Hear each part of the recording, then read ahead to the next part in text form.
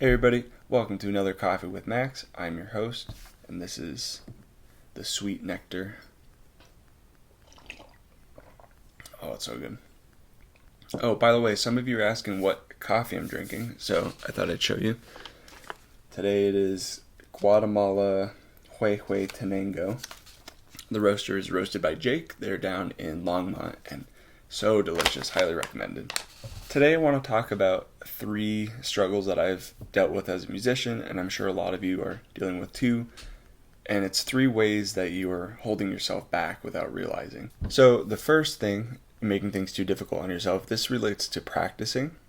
And if I give you an example of drumming, a lot of drummers will practice on a practice pad and they'll use heavy drumsticks because there's this idea that if you use heavy drumsticks, it builds up the muscles in your fingers more, and when you go back to your regular sticks, it's easier to play. You can play faster.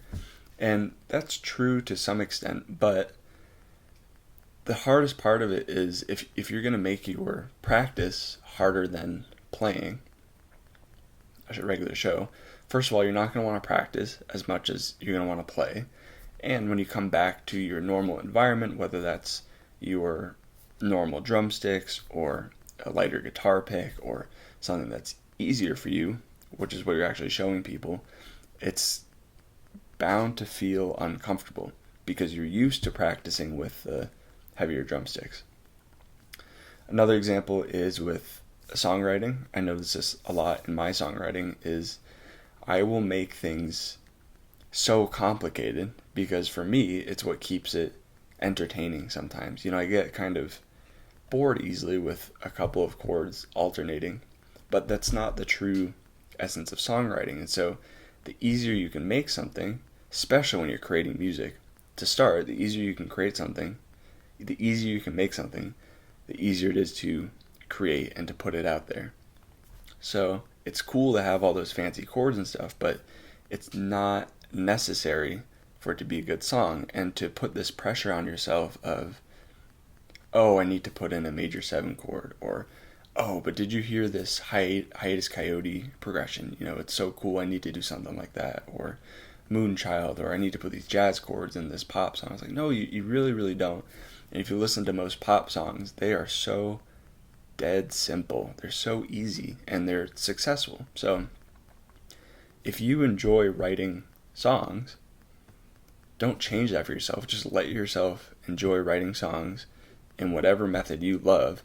And if a chord strikes your fancy and you want to put it in your song, do it, but don't put a pressure on yourself to make your song complicated. That is nothing but a recipe for disaster and for burnout, which is our number one worst enemy, I think. Okay, the second thing I want to talk about is not being true to your sound or your style. So when you're first learning your instrument, I think everybody has to do this a little bit.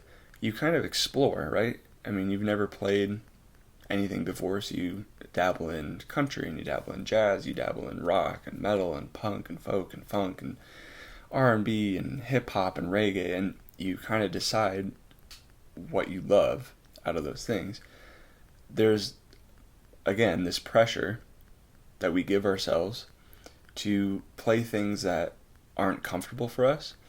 So if you have roots in Americana and you feel like you do best in Americana, why are you pushing yourself to learn complicated jazz chords? Why are you pushing yourself to learn funk?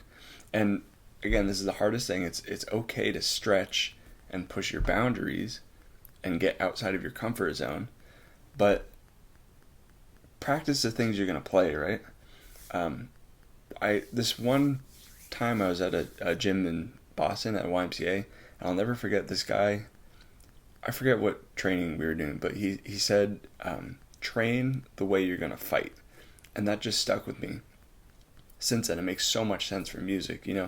If you're going to be playing funk and you want to play funk, then practice funk. Don't practice other stuff because you want to get so deep in that style that it becomes second nature for you versus being able to play every style a little bit.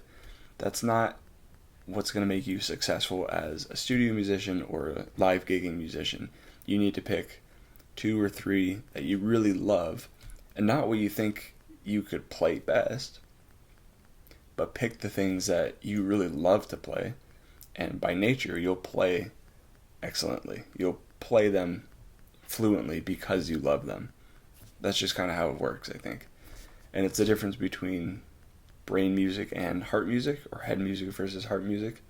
I'll do another video on that, but that's such an interesting topic too, because the more you get into your head, the less emotional the music gets, and it's always this balance. So we'll talk about that too. And the last way that we're holding ourselves back as musicians is not giving ourselves recognition for the things that we are doing well. So, and this ties into, maybe you wrote a song and you're afraid to share it. You're afraid to show the world because you know that it's not your best work. And I have a secret for you. Nothing you ever put out will ever be your best work, just by nature. Think of recording, for example. If I record a song on drums, the act of recording that song has made me better. It's practice. And so every take, this is why people do takes for hours and hours and hours. And I'm telling you, it doesn't get any better. It just gets more meticulous, and you lose the overall feeling of the song. But that's why people do takes for hours and hours, is because every take that you do feels like it's getting better because you've practiced through the previous take. So this is a great quote. Art is never finished, it's only abandoned. And that's so true. And you have to learn to let go of stuff and feel proud of what you've done. Go to your instrument and play the most basic thing you can think of. Basic, right? Play a C chord on guitar, or play the Billie Jean beat on drums, play a walking bass line, something really simple. And that is something that most people in the world can't do. Think about that. That's something that's really hard for most people. And so for them to even see that, that's an accomplishment. And I was talking to a friend the other day, and she said, when you're writing songs, you have to feel like the diva that comes in, and she's like, oh, I'm a singer, songwriter, guitar player. And even if she's not that good, having that mentality of I'm the best rubs off on people. And if you are proud of yourself and your achievements, then they will come off better.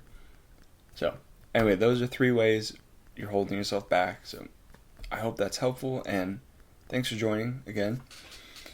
Another episode of Coffee with Max. Oh, and I hope you like my my new background. I'm working on some details, so if you have any feedback or comments on that or on future video subjects, please let me know, and cheers.